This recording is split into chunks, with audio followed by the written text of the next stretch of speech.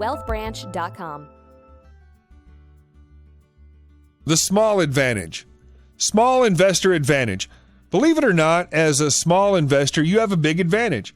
Warren Buffett commented in an interview, if I was running $1 million today, or $10 million for that matter, I'd be fully invested. Anyone who says that size does not hurt investment performance is selling.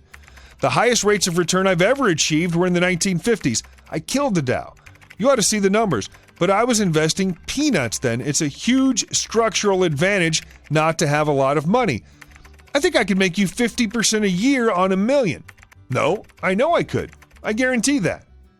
Individual investors have an inherent advantage over large institutions because the large firms will not or cannot invest in smaller cap companies that have yet to receive significant attention from analysts or mutual funds.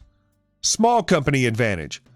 Warren Buffett and Peter Lynch, when working with smaller sums of money, would look at smaller companies for growth.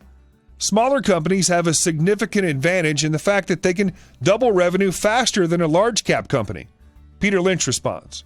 One thing we can say about companies in general, it's easier to go from $100 million in sales to $200 million in sales than it is to go from $10 billion in sales to $20 billion in sales. So smaller companies tend to have more upside potential than larger companies.